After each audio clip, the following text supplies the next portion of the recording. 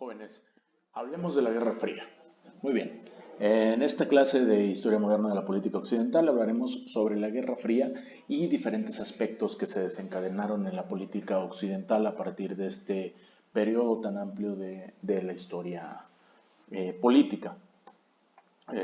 Bueno, después de la Segunda Guerra Mundial y a partir específicamente de las bombas de Hiroshima en Hiroshima y Nagasaki, que, digamos, da inicio a este periodo de la historia conocido como la Guerra Fría, donde el sistema internacional sufre cambios importantes a una transición a la dinámica bipolar. Dos polos, el de la Unión Soviética y el de Estados Unidos, que se enfrentan por una lucha ideológica, armamentística, de propaganda, de esquemas o de sistemas incluso económicos, y que tienen dos visiones del mundo encontradas o muy distintas. En este sentido, estas dos grandes potencias se enfrentan, dado que Francia, Alemania y Gran Bretaña pasan a digamos, a un segundo nivel de potencias, ¿no? Es decir, un nivel de las potencias, puesto que tanto Estados Unidos como la Unión Soviética fueron, digamos, las potencias mundiales que quedaron más fortalecidas una vez terminada la Segunda Guerra Mundial. Entonces, se inicia, digamos, un periodo de tensión constante durante prácticamente 1945-1991, durante 46 años, prácticamente 40 años. En esa etapa, bueno, pues se caracteriza por una peligrosa rivalidad y conflictos intensos en algunas regiones del mundo, en los que se ponen en juego los intereses de ambos actores. ¿Cuál era la idea? Estas potencias siguen teniendo la idea expansionista y de tratar, digamos que el imperialismo se transforma en este periodo para que cualquiera de las dos potencias expanda su poder, su influencia y su cosmovisión de la forma de organización social. Aunque era un estado de tensión permanente en la Guerra Fría, se evita la lucha directa, de forma que los casos de tensión extrema se resuelven en terceros países, donde las superpotencias intervienen para evitar la expansión del bloque contrario y mantener posiciones también propias. Ambas potencias desarrollaron enormes arsenales de armamento y recurrieron a la propaganda, al espionaje y a la creación de organismos de cooperación para la defensa. La Guerra Fría influyó en la política de cada bloque. Cada superpotencia mantenía una estrecha vigilancia en su área de influencia para impedir la más mínima desviación de todos aquellos países en los cuales influían y tenían cierto dominio, pero además también de manera interna tenían un control importante y era una constante vigilancia en contra del enemigo común, que el enemigo común era el otro, ¿no? En este caso, para los Estados Unidos, la Unión Soviética y viceversa. Se trató de una pugna por el control geopolítico del planeta y en competencia por la imposición de sus respectivas interpretaciones de la modernidad. Haremos un video específico para platicar lo que significa la modernidad y cuáles son las características, digamos, o la columna vertebral que compone el cuerpo de lo que significa la modernidad. Es importante que hagamos este video, bueno, puesto que después nos va a dar más claridad incluso para entender cómo ha ido evolucionando nuestra sociedad en Occidente. La lucha entre Washington y Moscú, las dos capitales de ambas potencias, tuvo su epicentro inicial en el escenario eurasiático. Sin embargo, a partir de la segunda mitad del siglo XX, la contraposición ya englobaba por completo Asia, Medio Oriente, África e incluso América Latina, ¿no? Digamos que primero pasa en la región este de Europa y en la parte de Asia, de Medio Oriente incluso, y bueno, hay conflictos, digamos, tan emblemáticos como todo el conflicto de la guerra de Vietnam, la guerra de Corea, sí, de las dos Coreas, también engloba este conflicto, o es parte, digamos, de este gran periodo denominado la Guerra Fría. La guerra civil, incluso interna en China, donde termina prevaleciendo el régimen comunista de Mao Zedong. Bueno, dentro de esto se engloban los diferentes eventos de la Guerra Fría. Posteriormente ya veremos también eventos en América Latina, desde la caída del sandinismo por un lado, por otro lado la intervención en Bahía de Cochinos, la crisis de los misiles, etcétera, ¿no? Hay en diferentes partes del mundo la invasión a Checoslovaquia, etcétera. Todos una serie de conflictos en África, igual, ¿no? La liberación de diferentes países por grupos guerrilleros apoyados por la Unión Soviética, de colonias, digamos, liberados de imperios occidentales. Y bueno, los dos bloques dominantes, bueno, primero para afianzar su poderío militar y la alianza dentro de cada uno de los bloques se firmaron pactos de colaboración política y militar. En el caso del bloque, digamos, pro Estados Unidos, la mayoría de los países de Europa Occidental, Estados Unidos y Canadá, firmaron en 1949 o a partir de 1949 forman parte de la OTAN, la Organización del Tratado del Atlántico Norte. Y por otro lado, el bloque favorable a la Unión Soviética firma el Pacto de Varsovia en 1955, que es una organización de defensa mutua que puso a los soviéticos al mando de las Fuerzas Armadas de los miembros que firmaron esta propia alianza. Y ya no entro en detalle de la división de Alemania, de la parte de Berlín, que siendo una ciudad que estaba aún en el este, la mitad de esa ciudad estaba, digamos, con la política occidental. Fue algo sumamente curioso y como el muro de Berlín era algo sobre todo simbólico y eso, ¿no? Geográficamente era como una pequeña isla con su propia dinámica Berlín. Estados Unidos, por su parte, después de 1929, ya platicábamos un poquito en lo que consistía el New Deal. La mayoría de los gobiernos de distintos países decidió intervenir en la actividad económica, contrario a lo que se creía inicialmente en el liberalismo clásico, bueno, con políticas que buscaban encontrar soluciones a esta crisis. Con la intervención en la economía, tales gobiernos estaban dejando de lado las ideas liberales hasta entonces dominantes. El New Deal introdujo importantes innovaciones al finalizar la Segunda Guerra Mundial. La lección que dejaba era primero que el Estado debía intervenir en la economía para evitar crisis como la de 1929. Por otro lado, el Estado también debía garantizar el bienestar de la población a través de leyes e instituciones creadas a tal efecto. Es decir, el Estado tenía que limitar estas supuestas leyes del mercado. Y esto, bueno, pues estas ideas del intervencionismo del Estado para limitar las leyes del mercado y lo que implicaban, bueno, pues tiene que ver con las ideas de John Maynard Keynes, quien, digamos, sugería o sostenía, que el Estado debe intervenir en la economía para garantizar empleos a toda la población, el pleno empleo, y segundo, evitaría esto, el pleno empleo y la intervención del Estado, que se produjeran nuevas crisis económicas. Es decir, el Estado entra a subsanar todas aquellas fallas implícitas del propio mercado. Para Keynes, el libre mercado carece de mecanismos de autoequilibrio, ¿no? Es algo que parece evidente, y había pasado el tiempo, que aún nos cuesta mucho trabajo porque ahora estamos en un periodo, o terminando, creo yo, espero estemos terminando, un periodo neoliberal a escala mundial en términos ideológicos económicos, ¿no? Donde la justificación del Estado a través de políticas públicas orientadas a lograr el empleo y la estabilidad de los precios subsana todas aquellas fallas del mercado, porque la lógica del mercado, lo hemos platicado en diferentes ocasiones en clase, no es la lógica de la justicia. La lógica del mercado es la lógica de la utilidad, la de la reproducción del capital, cosa que no necesariamente o no en todo momento es compatible con la idea de justicia y menos con la justicia social. Las fallas del mercado a veces exigen que el gobierno aplique políticas activas, es decir, como un paquete de estímulo fiscal que intervenga directamente en ciertos mercados. Por lo tanto, el keynesianismo apoya una economía mixta guiada principalmente por el sector privado, pero operada en parte por el Estado. Hay ciertos sectores que también considera Keynes que son estratégicos para el desarrollo de un país y no pueden dejarse en las manos del mercado, dada esta lógica que tiene el mercado de la concentración del capital y la búsqueda constante de la utilidad.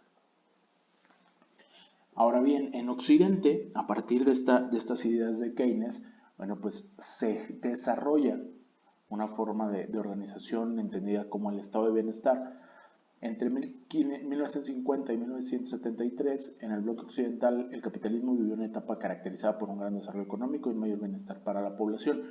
Por un lado, por la intervención del Estado, por las diferentes prestaciones que estaba dando, pero por el otro lado también había un auge importante, porque esta guerra, digamos, o este enfrentamiento con la Unión Soviética estimulaba también la generación de nuevos inventos, nueva tecnología, la proliferación de incluso conflictos armados, lo cual estimula el comercio de armas y a su vez el desarrollo armamentístico, además de la creación de tecnología, estimula la economía, ¿no? Todos creo que a estas alturas entendemos el importante negocio que significan las guerras, ¿no? Las nuevas políticas económicas implementadas por el Estado favorecieron el gran crecimiento económico de la posguerra. Quedaron atrás las ideas del liberalismo que sostenían que el Estado no debía intervenir en la economía. Ahora se entendía que efectivamente tiene que intervenir en la economía del Estado.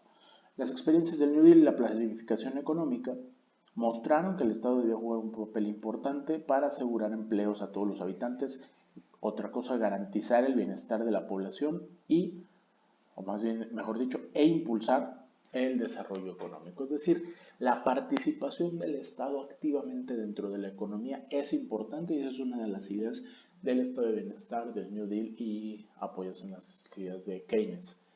El Estado cumplía sus funciones, fue denominado estado de bienestar y se difundió en muchos de los países del bloque occidental. Se basa primero en principios de igualdad de oportunidades, es decir, garantizar que todos cuenten con las mismas oportunidades, en una distribución equitativa de la riqueza y por otro lado la importancia de la responsabilidad pública desde el Estado pero también desde los ciudadanos y desde los privados.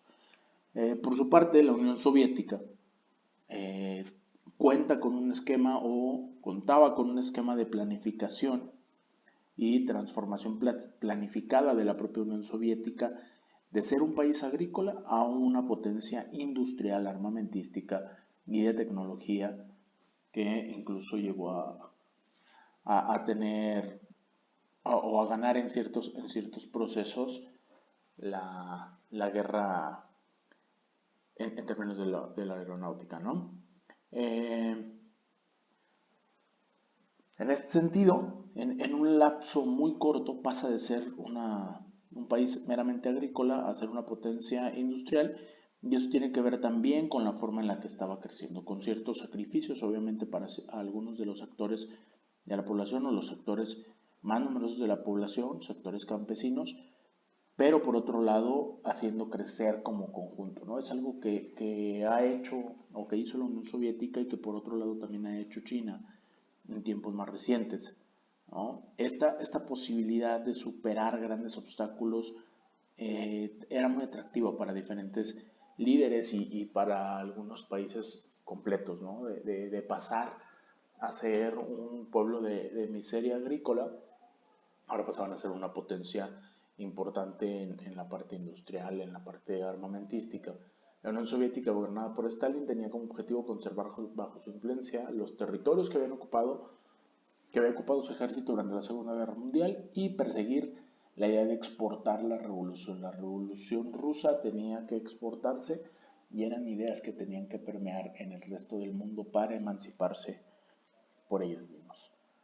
Para Moscú, algunas políticas concretas, como la aplicación de las leyes de la reforma agraria y la industrialización liderada por el Estado, eran cruciales para alcanzar una verdadera independencia política y a su vez, posteriormente, una potencial implantación de un régimen socialista, ¿no? Donde siga siendo la dictadura del proletariado la que indique cuál es el camino a seguir. Dentro de este marco, la misma Unión Soviética apoyó al movimiento de descolonización de Asia, Medio Oriente y África, sosteniendo la creación de frentes de liberación nacional liderados por fuerzas nacionalistas y que no necesariamente tenían que incluir o ser encabezados por comunistas. ¿De acuerdo? Aquí para ellos un primer paso era la independencia y la emancipación y posteriormente la potencial implantación de socialismo. La estrategia soviética no solo permitió a Moscú atraer a líderes y países en Asia y África donde la descolonización vivió una de sus fases de avance más dramáticas en Asia y África.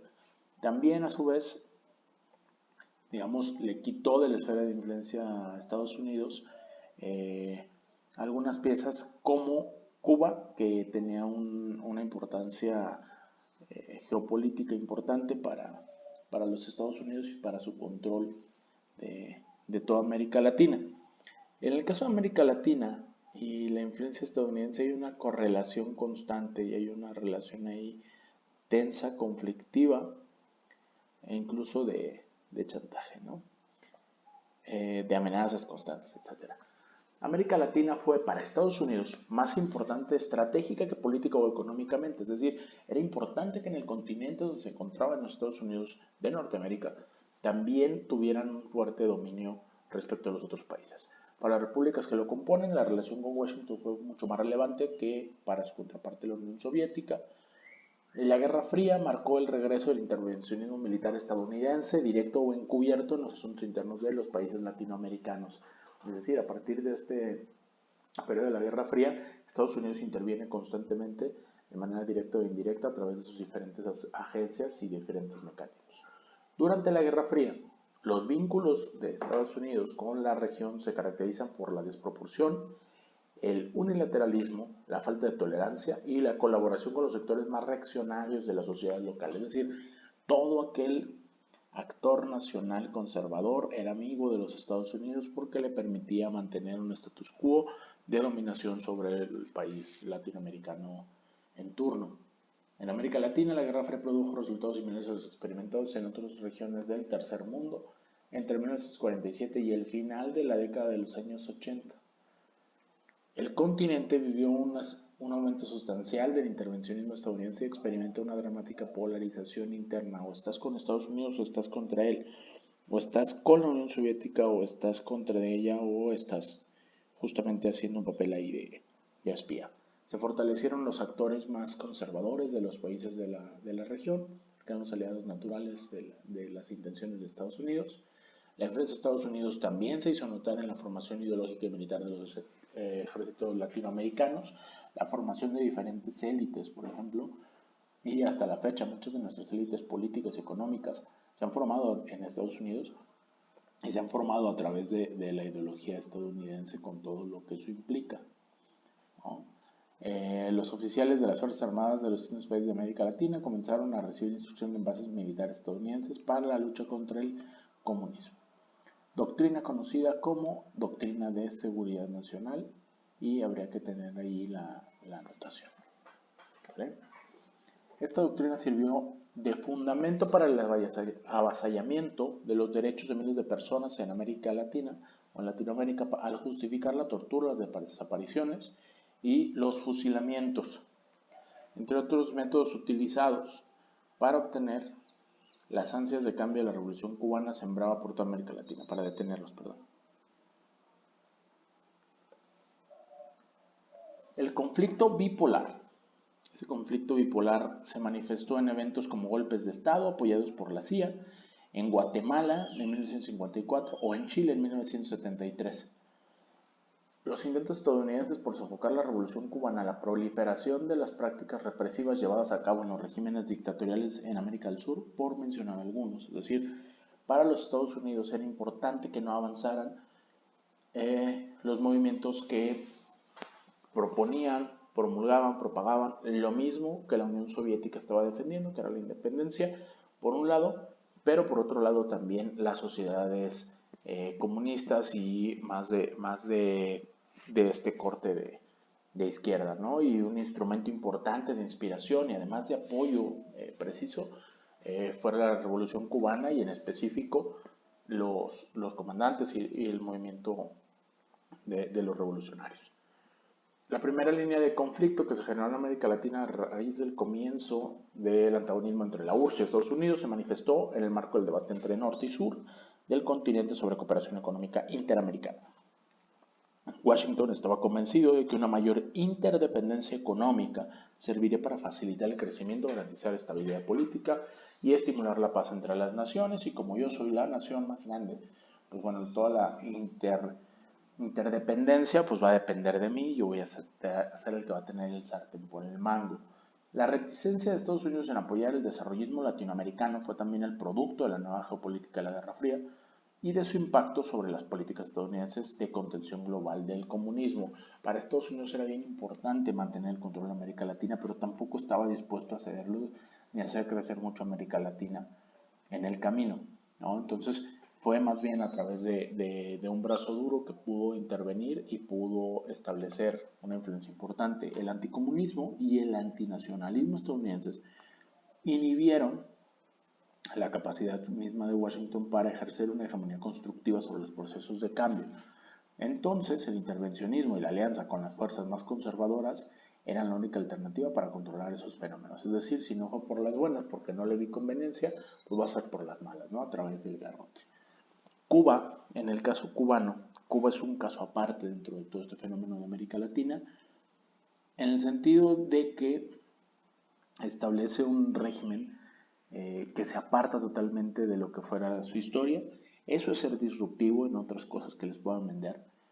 La revolución cubana fue disruptiva en muchos aspectos y el régimen de la revolución cubana lo ha sido también, ¿no? Entonces, en enero de 1959, después de un poco más de 2 años de lucha armada contra el régimen de Fulgencio Batista entre las selvas de la Sierra Maestra, Fidel Castro, líder del movimiento 26 de julio, entró triunfante en La Habana. El movimiento 26 de julio, recordémoslo, que se llama así por la toma del cuartel Moncada que quiso hacer Fidel Castro con otras 100 personas, por el que al final fue arrestado y 18 meses después fue liberado por la relación que tenía, bueno, por su ex esposa, y porque además Batista se mostró, digamos, buena onda, ¿no? Primero no lo mataron por ser esposo de la hija de uno de los ministros de Batista, de alguien del gabinete, y posteriormente fue liberado después de 18 meses, ¿no? Siendo muy benevolentes con él.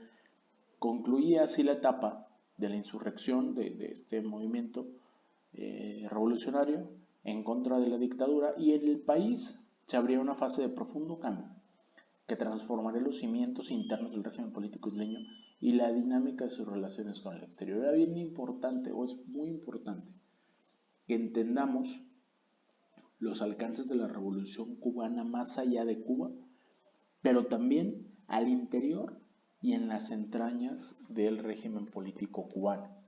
La característica principal del proyecto político de Castro fue la determinación de romper con una tradición política que juzgaba incapaz de producir los cambios necesarios para el desarrollo de Cuba. Es decir, no se necesitaba una reforma, se necesitaba una revolución. No se necesitaba cambiar algunos aspectos, se necesitaba cambiar la raíz de las situaciones que se estaban viviendo. Es decir, cambiar las cosas desde el fondo, no nada más algunas formas. Esto implicaba un reajuste radical, es decir, de la raíz, de los equilibrios sociopolíticos del país a favor de las clases populares, y fue algo que trató de hacer Fidel, y una contención a su vez importante de la capacidad de influencia de las llamadas clases económicas. ¿De acuerdo? En el plano de política exterior, la revolución mostró también una cara rupturista que condujo hacia la decisión de establecer una alianza político-económica con la Unión Soviética. Una vez que se muestran las verdaderas intenciones y que además es capaz de hacer esto Fidel Castro, rompe, digamos, definitivamente con Estados Unidos, porque Estados Unidos incluso al principio, con la Revolución Cubana, no había tenido mayor conflicto, puesto que Castro jamás se había declarado como tal comunista. Hay quien dice que jamás fue un comunista Fidel Castro, y que bueno, era la comunista dentro de la Revolución Cubana, la llevaba el Che Guevara y el propio Raúl Castro. Una vez que llega al poder Fidel Castro y quiere transformar desde los cimientos, desde las bases, las diferentes relaciones sociopolíticas, socioeconómicas de la isla, bueno, pues son intereses importantes de Estados Unidos, ¿no? Y Estados Unidos empieza a tratar de ponerle un alto, pero Fidel no lo va a permitir. Y si para eso tiene que venderle el alma al diablo, que era la Unión Soviética, pues lo iba a hacer, ¿no? El acercamiento entonces entre Cuba y la URSS respondió a la estrategia de ruptura externa. Esta alianza con la URSS planteaba la posibilidad de colocar el proceso de cambio revolucionario, protegiéndolo de las posibles injerencias estadounidenses. Parte del internacionalismo soviético incluía la posibilidad de no intervención de los Estados Unidos en ello, bueno, fue algo que quiso aprovechar Fidel Castro. Desde el punto de vista latinoamericano, la convergencia entre La Habana y Moscú representó una primera ruptura significativa de la doctrina Monroe desde su proclamación en 1823. Desde el punto de vista cubano, la alianza colocó a la isla por primera vez fuera de la esfera de influencia estadounidense y dentro de un sistema de alianzas que apuntaba a eliminar cualquier vestigio de interferencia norteamericana en los asuntos internos. Para los cubanos eso era importantísimo y así estaban ganando una independencia real de los Estados Unidos. Ante el descontento estadounidense, en 1961, una expedición de cubanos entrenados por la CIA intentó invadir la isla desembarcando en la bahía de Cochinos, con la idea de derrocar al gobierno de Castro, que construyó una vez concluida la revolución, que no es poco mérito, de construir un gobierno desde ceros con algunos guerrilleros, construir un gobierno de ceros, detonar o dinamitar algunas de las estructuras establecidas y que le dan soporte al país y crear estructuras totalmente nuevas y formas de actuar totalmente diferentes buscando además una aceptación popular muy importante, ¿no? Tiene creo bastante mérito todo lo que se hizo dentro del régimen cubano y la revolución misma. A pesar de no haber tenido éxito, Estados Unidos no redujo sus esfuerzos por contrarrestar la revolución y la amenaza también de una posible invasión de la isla se mantuvo al grado de originar en el otoño de 1962 con John F. Kennedy como presidente de los Estados Unidos una de las crisis internacionales más dramáticas de la historia. La crisis que se desató en octubre de 1962 al descubrirse que la URSS introducía misiles a la isla sin que se diera cuenta absolutamente nadie, puso al mundo al borde del holocausto nuclear. Entendamos que, y por eso les decía que la Guerra Fría comienza con el lanzamiento de las bombas en Hiroshima y en Nagasaki, porque a partir de este fenómeno, digamos que la amenaza es una guerra directa con el arsenal nuclear que había acumulado cada una de las dos potencias, tanto la Unión Soviética como los Estados Unidos. En este caso, los soviéticos transportaron diferentes misiles y ojivas ya apuntando incluso hacia Washington desde la isla cubana, mientras por otro lado Estados Unidos también permanecía con misiles y con una central nuclear en Turquía. Para esto, perdón que me fui muy adelante, aquí estábamos, muy bien. Entonces, esta es una de las este periodo de, y le soy sincero, creo que Fidel incluso estaba a favor de que se diera y que se dispararan los misiles nucleares por parte de la Unión Soviética, en ese momento dirigida por Nikita Khrushchev, hacia Estados Unidos. Al final hubo una negociación importante entre Khrushchev y John F. Kennedy para poder llegar a un acuerdo donde se retiran el arsenal nuclear de Estados Unidos en Turquía y por otro lado se retira el arsenal nuclear de la Unión Soviética de Cuba. Sin embargo, dentro de todo este periodo también el marxismo como, digamos, como andamiaje ideológico y de movimiento político crea, digamos, o permite que haya ciertos movimientos sociales concretos en América Latina, ¿no? El socialismo como medio para avanzar en la modernización económica y social significó una propuesta de ruptura radical y a su vez atractiva para hacer frente a los dilemas del comienzo de la Guerra Fría. Había planteado para los procesos de cambio social en América Latina. En América Latina traíamos una idea totalmente dominada por Estados Unidos y el marxismo y en específico algunos regímenes socialistas parecían atractivos como ideas de ruptura. La inestabilidad social producida contribuyó a empujar a sectores de la clase media y a grupos industriales a prestar su apoyo a soluciones políticas más conservadoras que daban la ilusión de una mayor estabilidad interna. Es decir, para América Latina empezó un periodo de polarización muy fuerte que enfrentaba también a las diferentes fuerzas internas de los países en dos visiones diferentes, ¿no? Cada una con ciertos asegúnes, ciertas complejidades internas, pero a su vez esto daba pauta a ciertas transformaciones sociales, aunque fueran un poquito más débiles de lo que se pretendía por algunos movimientos. Por otro lado, el propio triunfo de la Revolución cubana y su incorporación al campo socialista representaron un punto de inflexión y guiaron a la región hacia una etapa del proceso de interacción con el conflicto bipolar. Es decir, América Latina era parte de la Guerra Fría, ahora también con estas soluciones, ¿no? O con estos procesos. Lo que caracterizó este periodo fue la rápida expansión de grupos guerrilleros apoyados por La Habana, principalmente de tipos rurales. En América Latina la realidad, y como en muchos de estos países del tercer mundo, así como también, digamos, le pasó a la Unión Soviética, la realidad eminentemente rural era impactante. Entonces, era hasta cierto punto imprescindible que todo fuera a partir de las inconformidades de las zonas rurales, porque eran quien más tenían carencias y tenían más necesidad de intervención o de cambiar las situaciones sociales.